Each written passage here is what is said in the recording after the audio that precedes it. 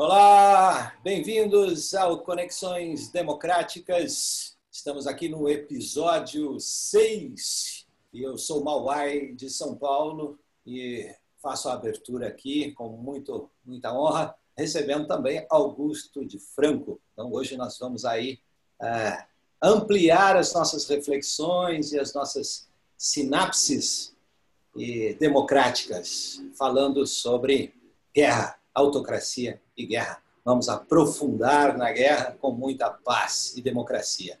Um abraço a todos, Mauai de São Paulo. Quem está por aí, por favor, depois o Augusto se apresenta. Diogo Dutra, falando de São Paulo. Severino Lucena, falando de Alto Paraíso de Goiás. Rafael de Lima Duarte. E Augusto de Franco. Augusto de Campos do Jordão. Maravilha. São Paulo. É isso aí, Augusto. É um prazer tê-lo aqui com a gente nessa nossa conversa sobre estes assuntos de democracia e a importância que isso tem para a gente fermentar mais democracia. E o convite que foi feito a você parte de uma observação que o Severino trouxe para a gente sobre um tema que você levantou numa conversação aí, que eu estava presente também. Severino, explica para a gente aí, para a gente dar uma encaminhada nessa nossa conversação de hoje. A gente estava conversando no outro dia, aí eu trouxe um elemento, uma passagem de um livro que eu comecei a ler aí recentemente, né, que nem terminei ainda, mas que me deixou bem, assim, mexido, porque é a grande gripe, né?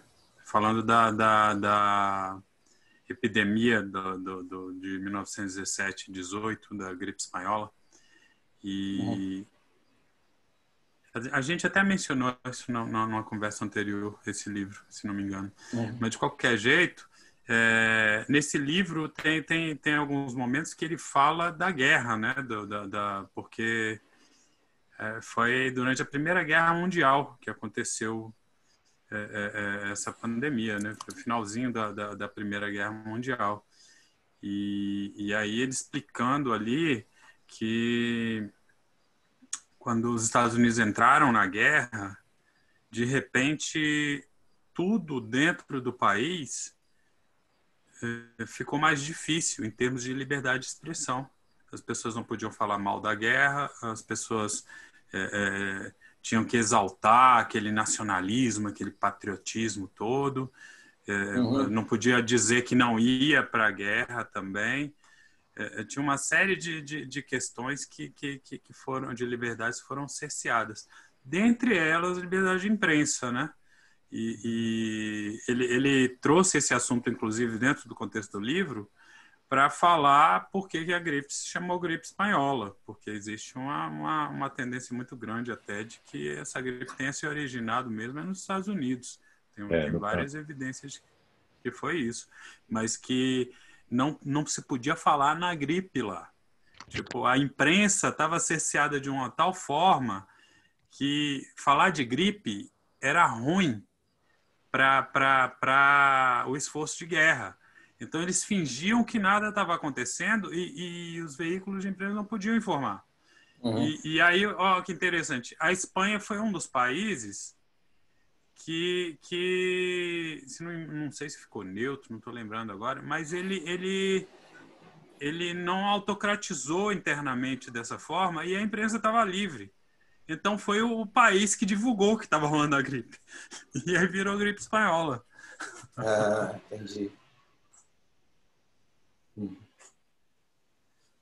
O interessante, eu acho que pegando o gancho e tentando colocar algumas coisas aqui para o Augusto falar um pouco para a gente pegar essa ideia, que a partir dessa ideia que o Severino colocou, o Augusto colocou vem colocando, né, já há algum tempo, quando a gente conversa, sobre que, no fundo, a guerra ela não se trata só da guerra quente e da guerra para fora, né? Então, o meu Estado, né, contra um outro Estado-nação, né, violento, etc. Que, na verdade, a guerra é a manutenção do estado de guerra e E aí tem uma coisa ainda mais sutil, que é isso que o Silveira está querendo dizer com essa história, que é, na verdade, assim, a guerra ela tem a ver com a criação de inimigos não só externos, mas a criação de inimigos internos. Então, Augusto, eu acho que pegando um pouco dessa bola, se você puder falar um pouco do que é, então, assim, quando a gente fala de guerra, não, e as pessoas normalmente só entendem guerra por guerra quente, por guerra entre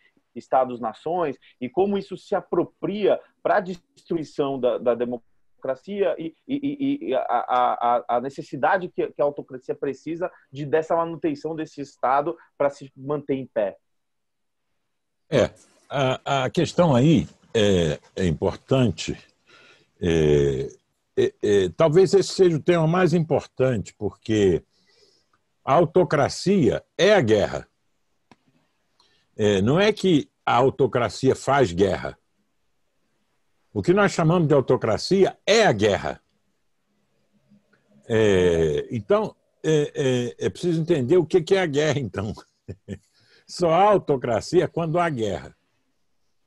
Porque ela é a guerra. E como aprender democracia e desaprender a autocracia, então estudar a guerra é fundamental, entender o que é a guerra, não é? As pessoas, em geral, acham que a guerra é violência, mas guerra não é violência, não é? Existe violência, grupos, tribos antigas podiam se enfrentar, e isso não é guerra. Grupos de jovens, gangues, podem entrar em conflito violento, em briga de rua, e isso não é guerra. Só é guerra quando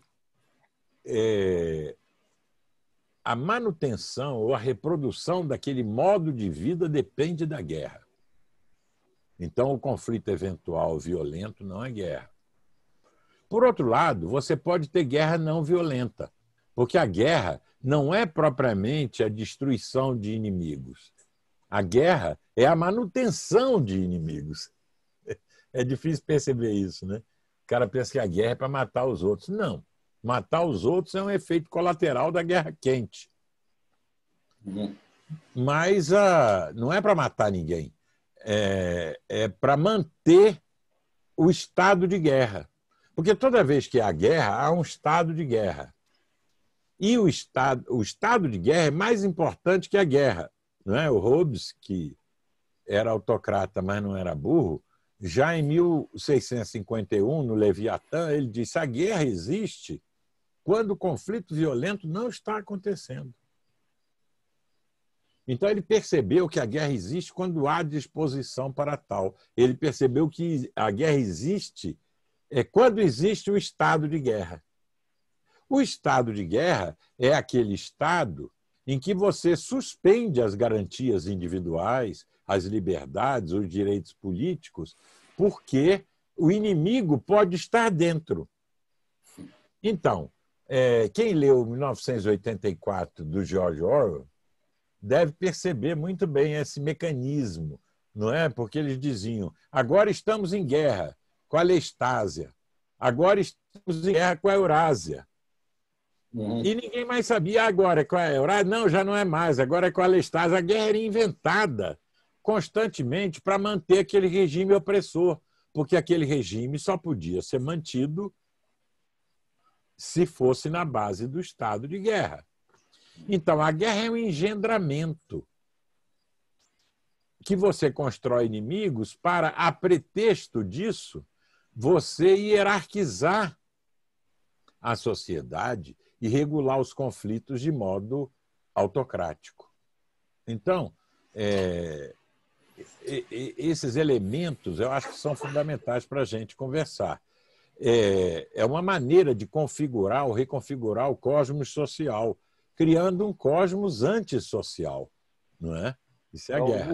Augusto, Fala. pegando esse teu gancho e jogando aqui também um ponto nisso, engraçado, porque se a guerra é a manutenção, né, desse Estado, e aí assim, a gente fala, poxa, então como que a gente desfaz isso, né? E parece que isso está preso, às vezes, no nosso jeito de pensar resistência, né? Como, às vezes, também um ataque a isso, né? E a resistência, às vezes, inclusive, é a coisa mais usar o terror, né? Vamos fazer certo terrorismo a isso e tal, a coisa de uma certa resistência a esse Estado opressor. Então, ao mesmo tempo, isso retroalimenta, né? Porque você está vendo, né? Os caras ali quebrando tudo, etc., fazendo isso. Então, como a gente pode pensar? Eu acho que isso é algo que dá um nó na cabeça das pessoas. Como que a gente consegue pensar nesse estado de guerra, de você não entrar no baile, né? Porque o cara está propondo ali a manutenção do estado de guerra e a gente está atacando isso com uma resistência guerreira, né? O que a gente consegue pensar nisso sem ser guerra, entrando no jogo?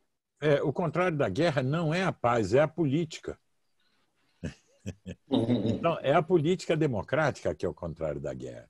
Então, quando você produz democracia, você está sempre desconstituindo guerra. Então, a democracia é a maneira de você evitar a guerra. Se você entra na guerra, você já não pode mais ter um comportamento democrático. Porque a guerra implica em que você não aceita o outro como um legítimo outro. O outro passa a ser um inimigo. Então, o objetivo mesmo da guerra, gente, é matar a rede. Isso. Esse é que é o objetivo da guerra. A guerra é a melhor maneira de matar a rede. Você centraliza, reduz os graus de distribuição, hierarquiza, em suma. Então, esse é o objetivo da guerra. Que, aliás, o nosso amigo Bashar al-Assad, porque a Primavera Árabe começou, na verdade, foi na Síria, em janeiro de 2011. E ele percebeu multidões nas ruas de modo pacífico. Ele falou, isso vai me derrubar. Porque a força de uma manifestação pacífica é extremamente mais vigorosa do que a força de pequenos grupos fazendo escaramuças guerreiras, né? Então ele falou, isso vai me derrubar. E ele, então, deu o passo decisivo, instalou a guerra. E quando ele instalou a guerra, aí ele matou a rede, matou essa possibilidade, né? Então, é preciso entender, as pessoas têm dificuldade, porque guerra, como disse aí o Diogo, não é só guerra quente. Ela pode ser fria, chamada Guerra Fria, não é? E ela pode ser a política, degenerada como guerra. A política como continuação da guerra por outros meios, não é? Eu chamo isso da forma... Eu chamo não, já chamaram. O Raimundo Aron já chamou de Formule Inverse de Clausewitz-Lenin, porque o Clausewitz escreveu no Von Krieg, o famoso tratado dele da guerra, que a guerra é uma continuação da política por outros meios. E o Lenin, lendo Clausewitz, ele falou, bom, se a luta de classe é um tipo de guerra permanentemente presente nas sociedades de classe, então eu posso inverter a fórmula do Clausewitz. Então eu posso dizer que a política é a continuação da guerra. Quando ele fez isso, ele acabou com a política, né? Então, quando alguns críticos conservadores até diziam que Lenin acabou com a política, tinham razão, né? Uhum. Porque substituiu a política pela guerra, é a política pervertida como arte da guerra. E na guerra, o outro não é um adversário eventual, o outro é um inimigo, não é? Então, então é preciso entender isso e entender que a guerra não precisa ser de movimento. Às vezes a guerra é de posição, por exemplo, a guerra de 14-18 foi uma guerra basicamente de trincheiras, que é uma guerra de posição. A conquista tática de posições orientada por uma estratégia é sempre guerra, mesmo quando não há conflito físico e emprego de armas físicas, não é? Uhum. E a guerra pode ser feita como propaganda, pode ser guerra ideológica, como agora é a guerra cultural, né? Dita cultural, que o populismo autoritário está promovendo, né? Em todo o mundo, né? É a guerra cultural para destruir, e etc. e tal. E até o Gramsci entrou nessa onda na sua proposta de conquistar a hegemonia, na verdade, ele entendia hegemonia num sentido diferente de como Lenin entendia e como os gregos entendiam, que é um conceito militar que é comando do exército. Mas ele entendia como uma maneira de você conquistar culturalmente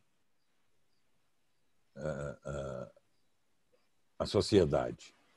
Mas isso implicava também, no caso dele, em guerra, ainda que não guerra quente, não é? Então, por exemplo, tem aquele cara, o Gene Sharp, não sei se vocês já leram os negócios dele, da tática de não violência, e etc. E tal. Se você for ler, você vê que aquilo é pura guerra. É guerra não violenta. Tem estratégia, tem tática, tem ocupação de posições, aquilo é guerra. Não é? Então, se houver estratégia e tática para lutar contra inimigos, é guerra. É guerra. E quando tem paz nos movimentos que são pacíficos, se a coisa está muito pacífica, dá-se um jeito de se colocar gente para provocar confusão. Vai lá e bota os caras para quebrar. Provocadores sempre fizeram isso. Provocadores sempre fizeram isso. Porque tem aquilo, né? Que você precisa do inimigo interno, né?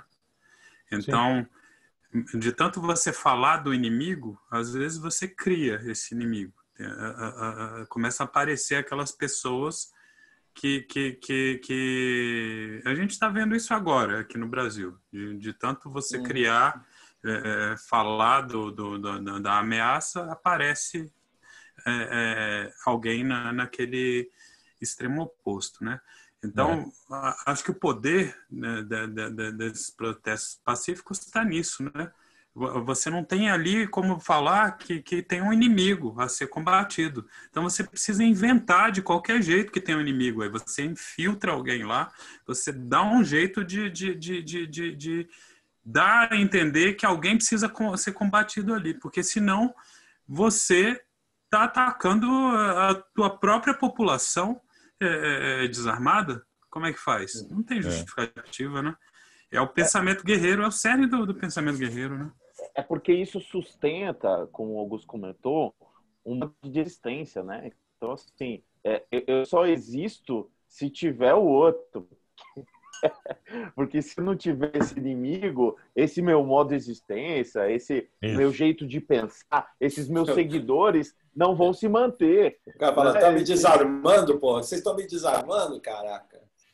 O segredo é sempre você arrumar um inimigo para você juntar pessoas que seguem você com medo do inimigo. Olha, cuidado, o inimigo está às portas da cidade. O inimigo está chegando e vai nos destruir. Então, vocês têm que me seguir. Então, você mantém um rebanho assim, artificialmente, porque é pelo medo do inimigo que você, às vezes, esse inimigo nem existe. Ele não precisa existir, ele pode ser um inimigo imaginário que você criou, assim como o comunismo internacional é um inimigo imaginário que os populistas autoritários criaram, não é? O inimigo. Eles quiseram fazer do terrorismo um inimigo universal. Depois que acabou a União Soviética, houve choro e ranger de dentes no Pentágono, porque os caras falaram, vamos perder as verbas, vamos perder tudo agora, porque não tem o inimigo, como é que nós vamos fazer? Não é? Então, eles aí temos que arrumar um inimigo para justificar a nossa existência, a reprodução do nosso estamento hierárquico e tudo mais. Aí tentaram, as ONGs ambientalistas, foi a primeira coisa que eles pensaram. Mas as ONGs não eram um bom inimigo. Né? Aí houve o atentado das duas torres gêmeas, aí ficou claro que o terrorismo ia ser o inimigo, que hoje não é mais, né? Não é Al-Qaeda, Estado Islâmico, não é mais. Então, o inimigo ele é bom quando ele é invisível, quando ele não é derrotável, Então, o comunismo internacional, o globalismo, os grandes capitalistas aliados aos globalistas, então aí cria essa teoria da conspiração, no estilo Protocolo dos Sábios de Sião, não é? Que foi um panfleto inventado pela polícia do czar, não é? Pela Ucrânia. E inventou isso assim para autocratizar mesmo a sociedade, né? O problema é que a matriz mais profunda desse pensamento ela vem de uma antiguidade muito remota. Ela entrou no Ocidente, eu acho, através do tribalismo patriarcalista dório. Então, ela gerou ordens que se replicam até hoje. Por exemplo, as Forças Armadas, as ordens militares, todas elas reproduzem a ideologia do tribalismo patriarcalista dório, que vigia, por exemplo, em Siracusa, em Esparta, em Creta, não é? E que foram os principais adversários ali da democracia ateniense quando a democracia foi inventada.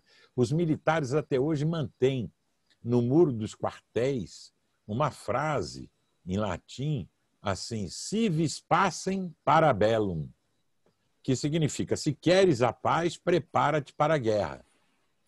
Que é uma perversão, é uma abominação. Se eu quero a paz, eu tenho que me preparar para a paz. Como é que eu vou me preparar para a guerra? Se eu me preparo para a guerra, eu vou ter guerra.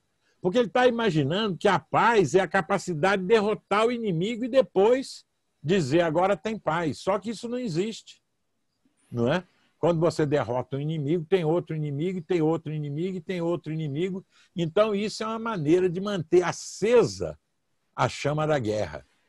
E ainda na ideologia militar, que é herdeira desse pensamento patriarcal, a guerra é uma realidade inexorável, onipresente, eterna. Sempre vai haver guerra para eles. A guerra aqui na Terra, isso eles não falam, mas está por trás dessa matriz, ela é uma espécie de guerra cósmica. É o Deus da ordem. É o manual do Império.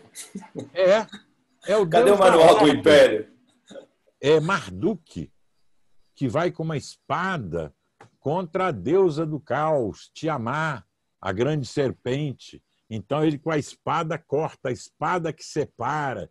Todos esses são elementos, vamos dizer assim, arcaicos e profundos desse pensamento. Então, nós não libertamos deles. Augusto, os heróis, a mitologia dos heróis é uma mitologia que favorece a guerra? É guerra. Né? É guerra, né? É guerra. Tanto que os heróis americanos foram criados pela guerra. Guerra. Tudo isso é guerra. O culto do herói é um culto da guerra. E o culto da guerra é um culto da morte. É impressionante isso, né? Só para te embarcar nisso, a gente teve uma conversa, num outro Conversas Democráticas, que a gente estava falando sobre educação, né? Acho que o Moaico não traz essa coisa do herói.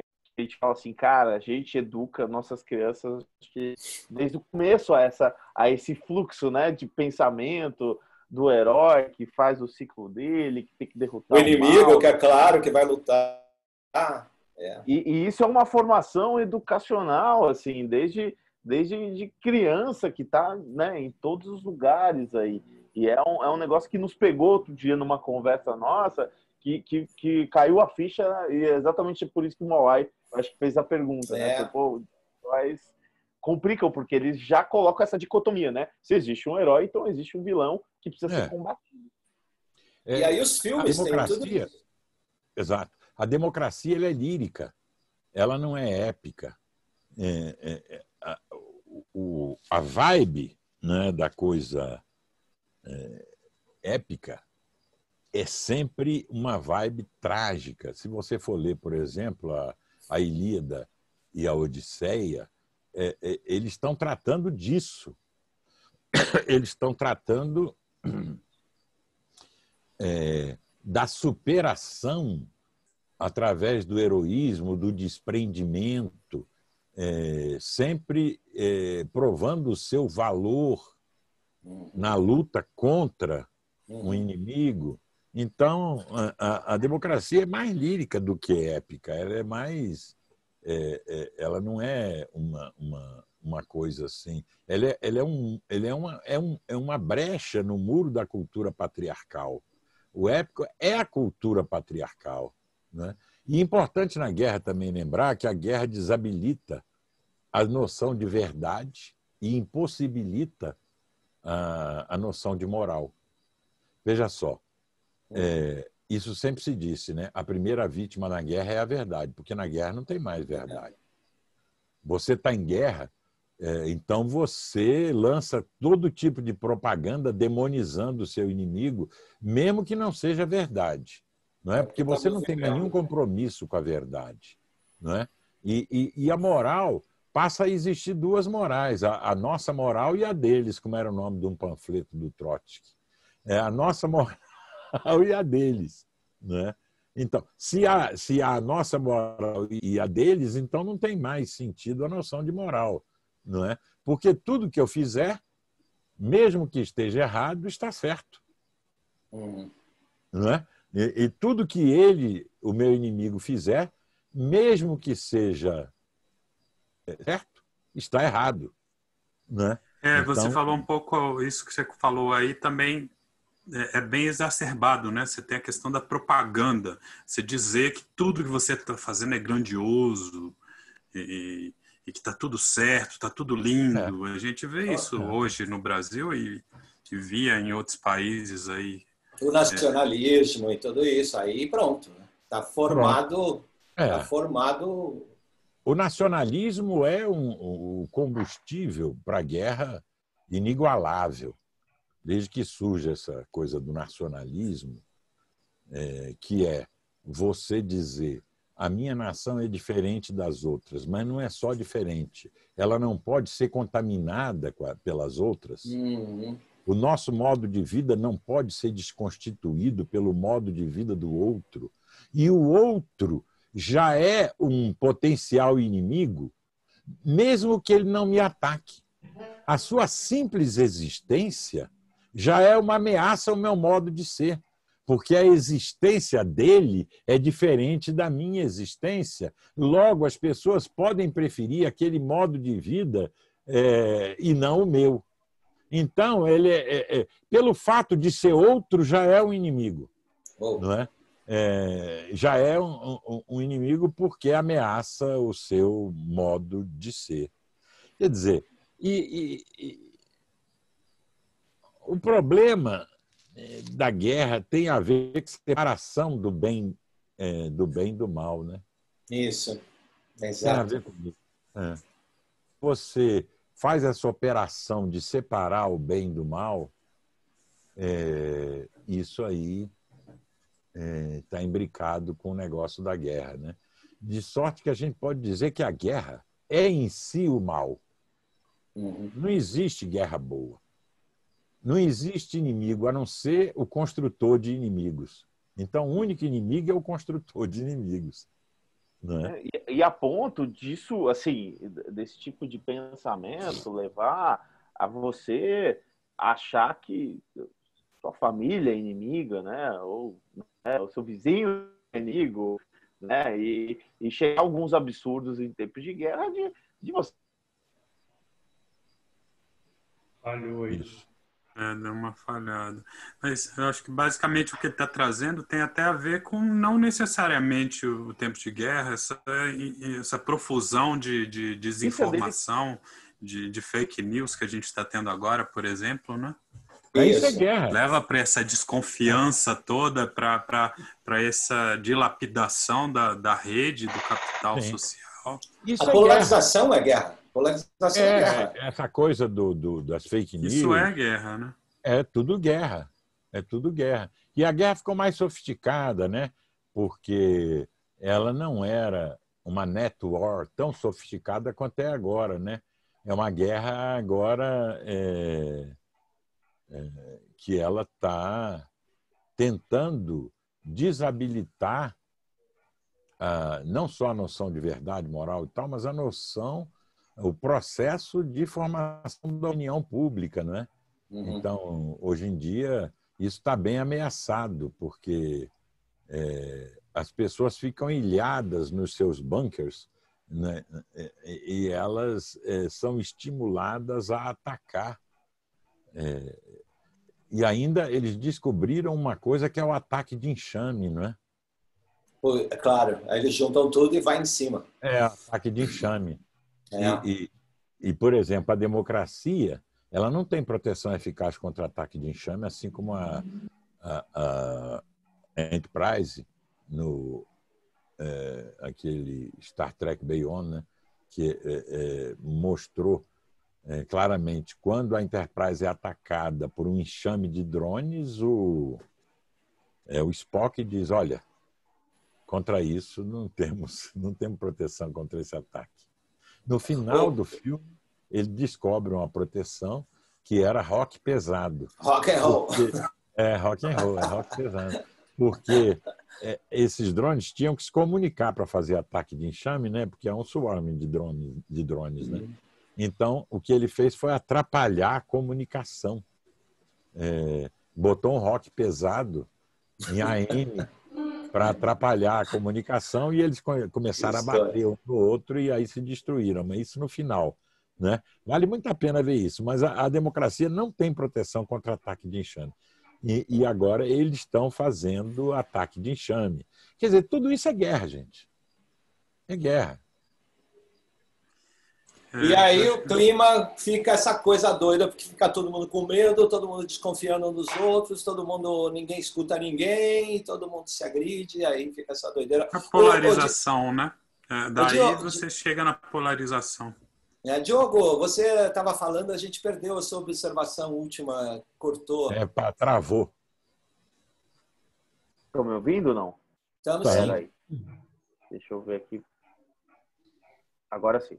Não, eu estava comentando só que é tão maluco que nas histórias, né, que a gente vai ouvir da guerra, chega num limite das pessoas esquecerem completamente seus afetos familiares ou seus vizinhos e o inimigo é realmente qualquer pessoa, né? Você perde completamente aquilo que o Augusto falou da minha moral e a moral deles, a ponto de qualquer laço social seu, né? E a gente vê um pouco disso. A gente não está em guerra quente, né? Ou no tempos de ditadura, que também teve muita gente, né, delatando amigos e tal, mas a gente vê muito essa cisão da polarização nas famílias, né? E isso sendo alimentado e realmente assim, não vou mais conversar com você, você é um inimigo. E isso destrói o nosso tecido social onde a gente mais tem os laços afetivos ali. Então isso impede de ver qualquer outra qualidade ou características do outro, né? Sim. Fica compartimentado aquele inimigo. Aí não e o pior é que ela diminui a quantidade de laços fracos, não só de laços fortes, familiares, parentais ou consanguíneos e funcionais. Ela dificulta, porque o outro, quem é o outro?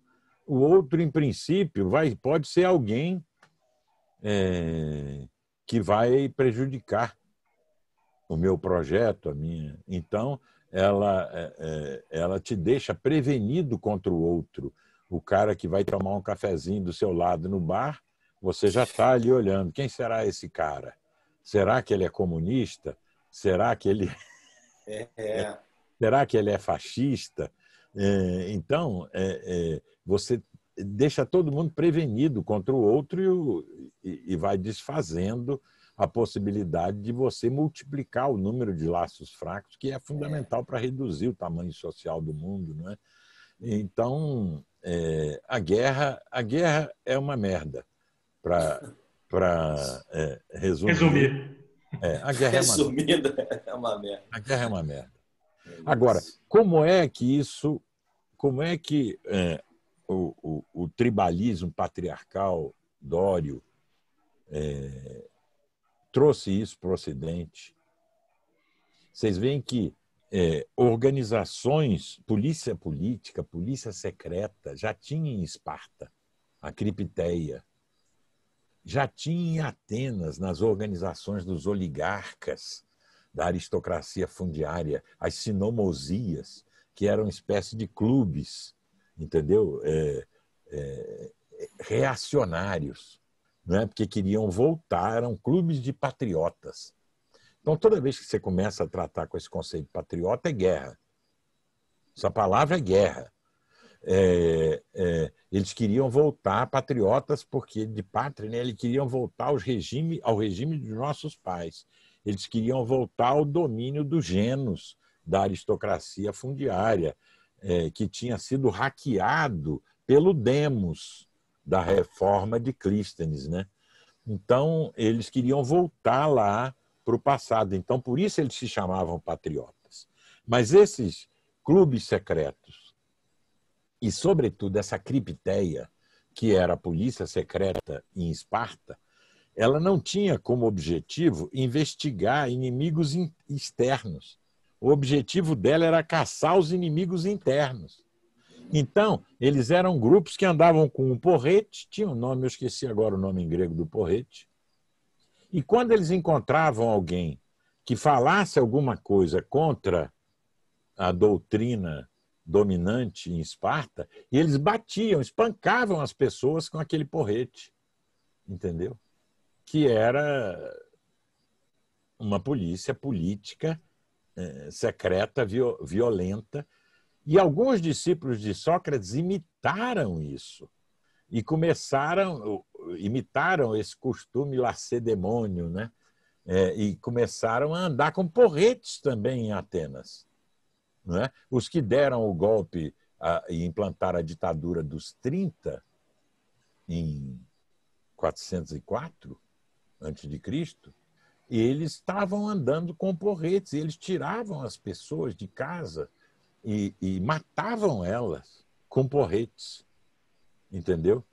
Tudo isso liderado por um cara que tinha sido o discípulo mais brilhante de Sócrates, chamado Critias, que era tio do Platão. Né? Se eu não me engano. Acho que era tio. Então, e Platão era da aristocracia fundiária também, né? Quer dizer, então é um negócio complicado. Como é que isso chegou lá e entrou? Bom, a cultura jônia, na qual os atenienses e outros pertenciam, ela tinha um elemento mais lírico do que esse negócio assim dos dórios, que era pega para matar. Ela tinha um elemento mais. Então, isso, a gente não sabe as raízes disso, mas eu sei que isso aí está na origem do patriarcado, veio de lá direto. Está na origem. Eu acho que veio através das influências babilônias também, né? Já se viu que o Heráclito e outros caras tinham uma influência babilônia. Isso veio lá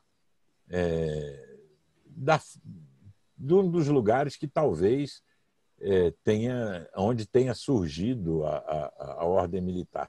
E muitos estados que surgiram nesse primeiro estado, cidade, templo, etc. e tal, eles surgiram a partir de chefetes militares. Isso depois foi se reproduzindo, não é? Você vê quando Davi ele estava sucedendo Saul. O que era o Saul? Não tinha estado ainda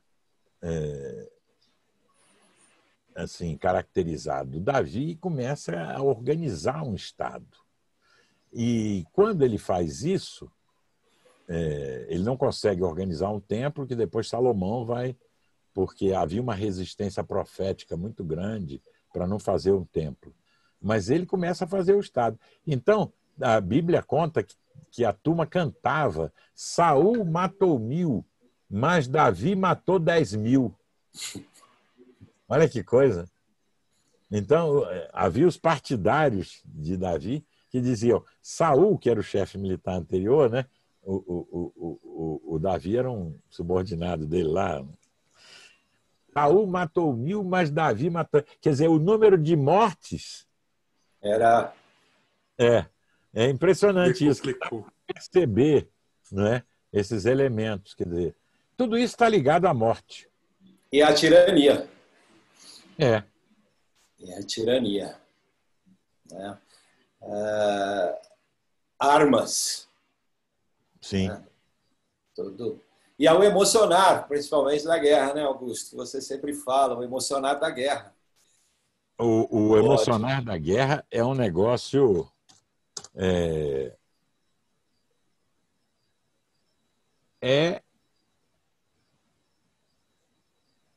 na verdade, o que funda a guerra é o emocionar da guerra, né?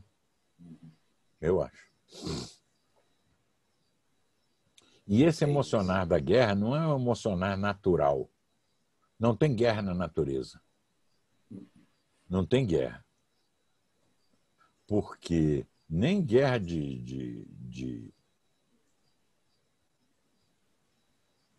macaco, de primatas, tipo chimpanzés, não é guerra aquilo.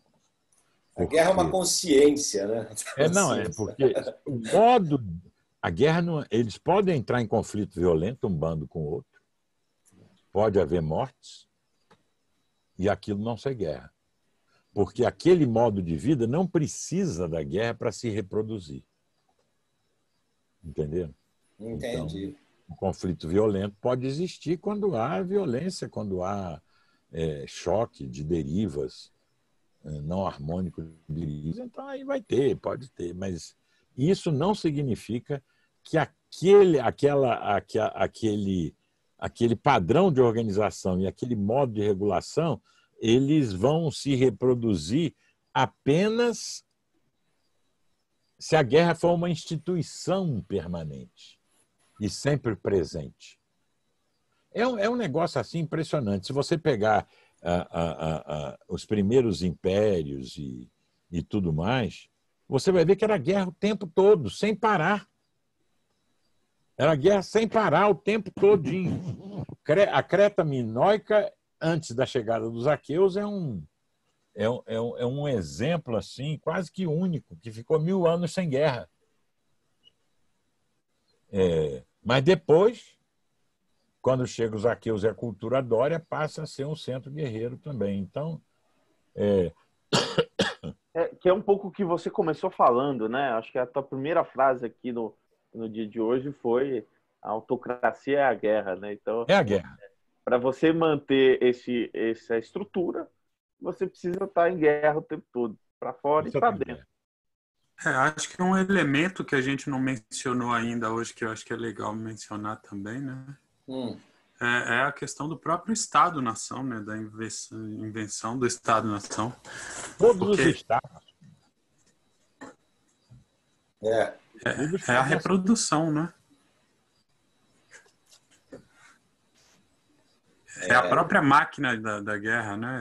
É a própria guerra em si. O Estado é uma estrutura para a guerra.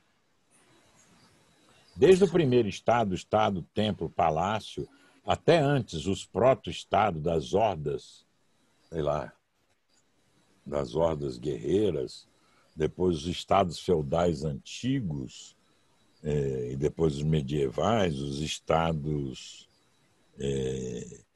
teocráticos ligados ao modo de produção asiático, ou despotismo hidráulico, como Wittfogel chama, o Estado egípcio, o Estado chinês, o Estado inca, o Estado asteca, tudo isso era um pouco meio parecido.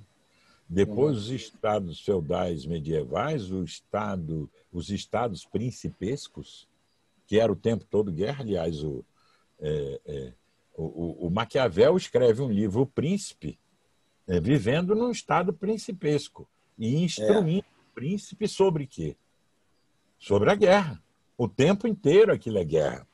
Eu estou vendo lá o Borgen traz as aberturas, sempre uma frase do Maquiavel. Depois os estados reais e depois o Estado-nação, que é um fruto da paz de Westfália, ou seja, é uma negociação de guerra. Porque quando você fala a paz de algum lugar, pode saber que é guerra. Ah, isso aí nasceu da paz, do acordo de paz. É guerra. É guerra. Né? Por uma coisa não ser guerra, tem que ser a política. Tem que ser construída. É a guerra quando. Fala. É a guerra quando ela deixa de ser guerra quente e volta para aquele estado guerra fria, né? É guerra. Os caras sentam lá e começam a dividir os países, desenhar as fronteiras. Mas que caras são esses? São os chefes militares que lutaram e aí vão ver como é que é agora o butim. Como é que a gente vai dividir, redividir isso aqui e traça as fronteiras dos lugares. Então, não tem nada a ver com a dinâmica social. Isso é guerra. E o Estado-nação, se fosse domado... Fala. A gente está falando aí de guerra da política, né? Como contraponto à guerra, seria o oposto da guerra, né? Sim. E a gente, no mundo democrático hoje, a gente vê que o sistema representativo está bastante em xeque, né? Porque as eleições viraram um instrumento de reprodução desse modo de agir, né? Porque virou, por exemplo, no Brasil, acho que parece que a cidade pequena chegou a Brasília, né? Que a cidade pequena, quando você vê uma eleição, você tem lá um lado contra o outro, né? Então a disputa é sempre para tomar o poder e aí ganhou a eleição, vira festa, teve aquela coisa, tem um espólio, né? Depois da eleição, que são os cargos, que são as verbas, que cada um pode distribuir. Então, ficou cada vez menos em evidência nesse mundo mais polarizado, a dificuldade de você perceber que, por exemplo, existem minorias, né, que as próprias maiorias elas são mentirosas, né, porque elas agregam gente diferente simplesmente por conta de um interesse de poder ali, né? Então, até que ponto a gente também não precisa rediscutir esse tipo de engenharia, né, da democracia, né? Como é que a gente consegue fazer isso sendo pessoa comum, né, não estando no teatro da política, né? Porque o teatro da política parece meio viciado e parece que não consegue dar resposta. Pois é. Mesmo assim, a política, com todos esses problemas, ela evita a guerra. Você pode ver, por exemplo, nunca houve uma guerra entre duas democracias. Entre duas democracias? Entre duas. Dois países democráticos nunca guerrearam. Nunca. O que mostra alguma coisa. Não é? Ah, mas teve a Guerra das Malvinas. Mas aí a Argentina era uma ditadura. Na época. Não é? Então, as democracias não guerreiam entre si. E o Bolsonaro, quando ele faz uma aliança com o Centrão, dificulta muito aquele estilo guerreiro dele. Porque ele aí tem que começar a pensar, mas será que isso aqui não vai me tirar o apoio aqui? Quer dizer, ele tem que começar a pensar a política. Ainda que seja política com agentes ideológicos, eventualmente corruptos. É política. Não é? É política. Então, a política é... Enquanto você está fazendo política, você não está... você está sendo salvo dos aspectos mais destrutivos da guerra. A Hannah Arendt dizia que os atenienses, quando eles guerreavam, eles se comportavam de modo apolítico, porque eles guerreavam. E ela dizia que eles tinham consciência disso. Naquele momento, eles não estavam mais no campo da política, né? Porque o campo da política é o campo da liberdade. Não há liberdade na guerra, né? A liberdade na guerra vai para o espaço. Tudo tem que ser controlado e comandado para objetivos determinados, fixados, atingir determinadas metas, porque você tem que destruir o inimigo, senão o inimigo destrói você. É tudo mais ou menos baseado nessa lógica primária. Se nós não destruirmos, ele nos destrói. Isso contaminou a política também, né? Porque a política passou a ser uma espécie de guerra sem derramamento de sangue. Essa frase é do Mao Tse-tung. A política é a guerra sem derramamento de sangue. Que é uma frase muito ruim, não é? Mas é para você ver como é que a cabeça do autocrata, seja de esquerda ou de direita, ou de extrema direita ou de esquerda, é uma cabeça guerreira. Você achar que a luta de classe é o motor da história, o que você está dizendo é o seguinte, é que o motor da história é uma guerra. Imagine isso. A história não anda. Ela só anda se no seu ventre tiver uma fornalha, que é a guerra. E o Stalin chegou a exagerar isso aí. Sangue, né? O Stalin exagerou. E essa visão acabou que incorporou, né, a importância de você entender o conflito como uma coisa natural, né? Porque Sim. O conflito ser uma necessidade, né? Sim. Né? Ele não é mais uma disfunção. Você falou aí. Eles encararam o conflito como uma disfunção. Então você tem que malfunction no sistema. Tem que eliminar o cara que está causando, ou o grupo que está causando aquele mau funcionamento do sistema. O Stalin ele deu um passo ainda mais sórdido no negócio da luta de classe é o motor da história. Ele falou que a violência é a parteira da história. Nossa. Aí ele pulou o corguinho. Pulou o corguinho. Pulou o corguinho, né? Como diz lá em Minas, né? Pulou o corguinho, porque a violência é a parteira da história, então nós estamos fodidos, né? Tem que ter violência, porque senão não nasce nada. Mas é um pouco a visão do jacobino, né? O jacobino também é um pouco isso, né? Você cortar a cabeça, porque se não cortar a cabeça, não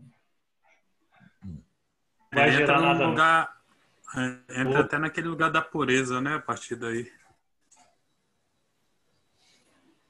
Você não aceita o outro. Você tem que eliminar quem pensa diferente. Você não aceita o outro. Então, se eu não aceito o outro, a gente não...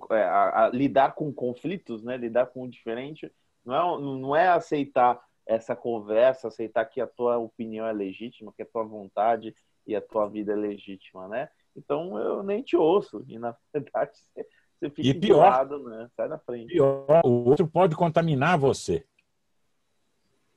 É isso que é o negócio. O outro pode contaminar.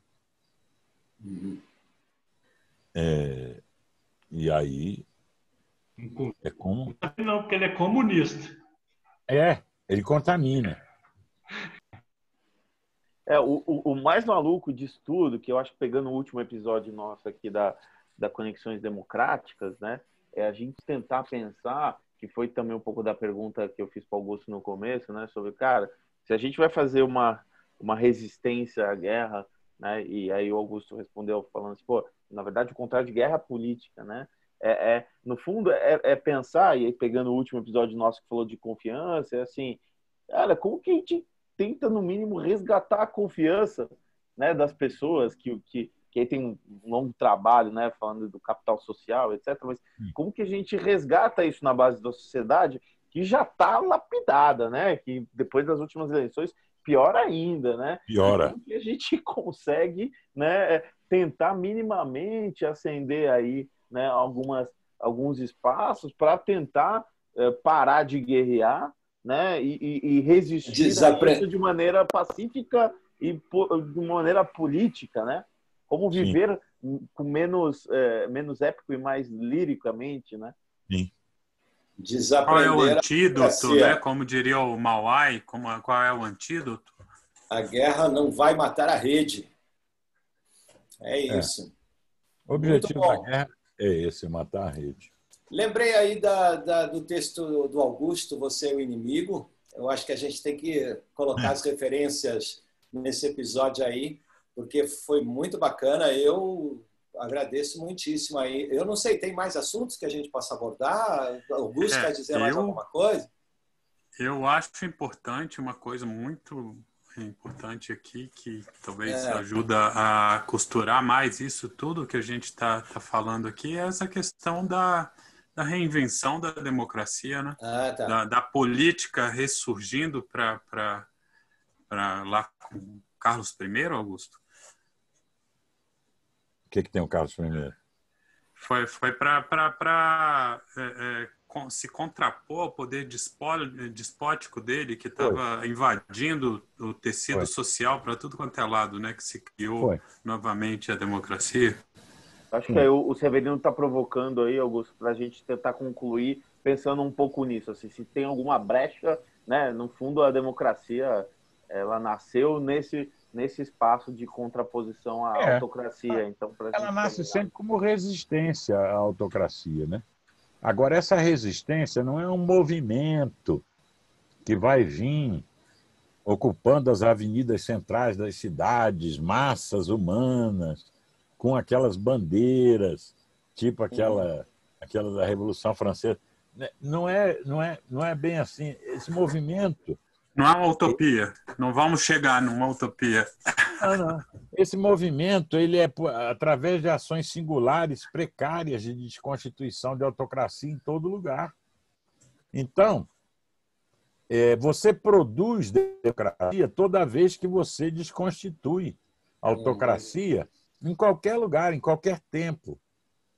E o regime político que daí que está, vamos dizer assim, sintônico com isso, ele está pervadido de elementos autocráticos sempre, não é? A democracia não, mas como é que vai ter um governo? A democracia não é governo. Ela é o controle, ela é para impedir o governo de ser mais oligárquico que ele já é, porque todo governo é oligárquico. Não é? Se vai ter um aparelho de governo, quem vai ficar lá é alguns só. Então, isso é que significa oligárquico, de óligo, alguns, poucos. Então, a democracia, o tema dela não é propriamente o governo, como os caras... o governo... Não. É controlar o governo para que o governo não avance sobre os direitos, e sobre as liberdades, sobre da sociedade, né? dos cidadãos, etc. e tal. Então, essa é uma coisa um pouco entendida, né? Porque o cara acha que democracia é a fórmula que os modernos encontraram de ter legislativo, judiciário, executivo, independência dos poderes, império da lei e mecanismos de freios e contrapesos. Pronto. Tá aí. As instituições. Aí eu tenho democracia. Não. Isso tudo é contingente. Isso tudo aconteceu durante o período e hoje nós estamos vendo que não dá mais conta. Como é que eu sei se tem ou não tem democracia? Se o processo de democratização está avançando, tem democracia. Se esse processo para de avançar, a democracia é como uma bicicleta, né? Se você parou de pedalar, você cai. Caiu. Se você não está mais conseguindo avançar, está em risco a democracia, porque a democracia mesmo é esse processo de democratização que ele vai avançando. Conseguiu avançar bastante o processo de democratização nos estados democráticos de direito que os modernos conseguiram implantar. Conseguiram implantar, inclusive, para drogar o Leviatã, né? E aí, muitos processos, vamos dizer assim, o processo de democratização avançou. Mas agora, em muitos países, não está mais avançando, porque as instituições elas podem funcionar e não dar conta disso. Se a base social que sustenta as instituições for muito esgarçada, derruída, você precisa de um certo estoque de capital social para ter democracia nesse sentido que eu acabei de falar. Ter um processo de democratização que vai avançando. Você precisa ter um estoque. Se você derrui o capital social abaixo desse estoque, não adianta ter as instituições. As instituições do Putin também estão funcionando. Tá. As instituições estão funcionando, as do Putin. Mas, quer dizer, então é isso, eu acho que é isso. Vão surgir um novo modelo, vai surgir um novo modelo para colocar no lugar do modelo dos modernos, que é o modelo do século XVII. Né? Vão surgir novos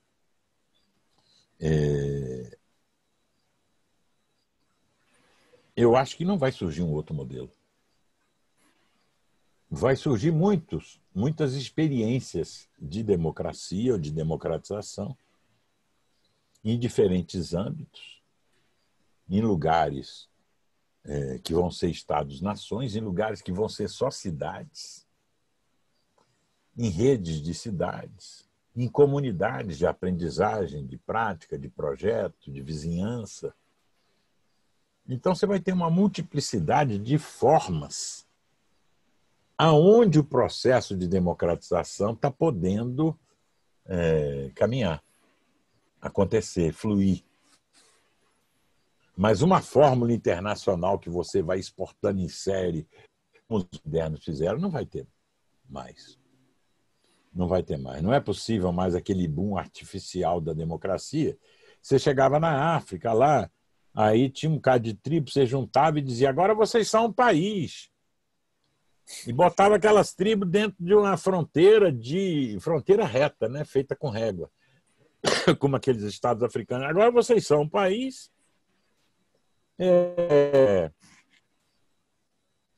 E vocês agora têm um Estado e vocês têm que ser democrático. E vai ter uma eleição. E vai ter eleição porque é democrático, então agora... Ora,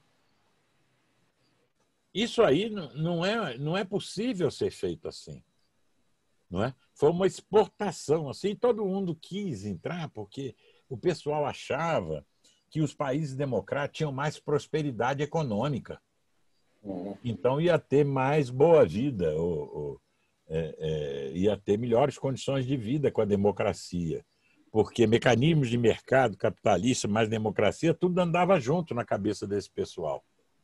Até que começamos a ver que mecanismos de mercado e próprios do capitalismo podem ser apropriados e usados pelos grandes países autocráticos e isso pode aumentar, a melhorar as condições de vida e aumentar a qualidade de vida das populações sem que haja nada de democracia. É o caso da China, é o caso do Irã, é o caso da Rússia, não é? Que são os três grandes polos assim, né?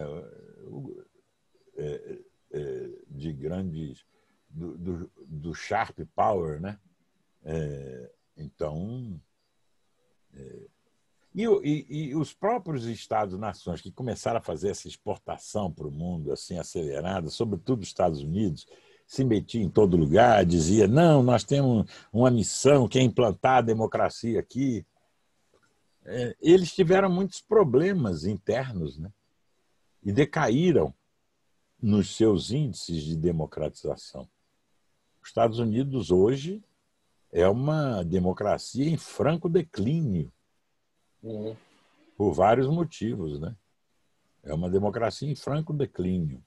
É uma sociedade dividida que não tem, quer dizer, tem uma cultura democrática ainda de parte, mas é uma sociedade que, se não se recuperar, vai cair cada vez mais nos rankings de democracia. Já é considerada uma democracia defeituosa, né, Flávio? E, em suma, já está abaixo do 20º lugar, está atrás do Japão, está atrás nas classificações internacionais, né? E porque ainda viveu nessa contradição. Tinha que ser um império, tinha que ser o grande exportador de um modelo e tinha que fazer guerra em todo lugar para defender esse patrimônio. E aí, quando você faz guerra fora, você está fazendo guerra dentro, né?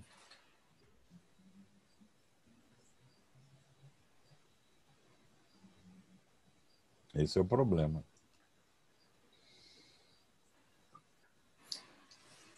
A construção Muito de inimigos externa também é interna, né? Claro. Quando você bota a máquina para moer, ela moe tudo.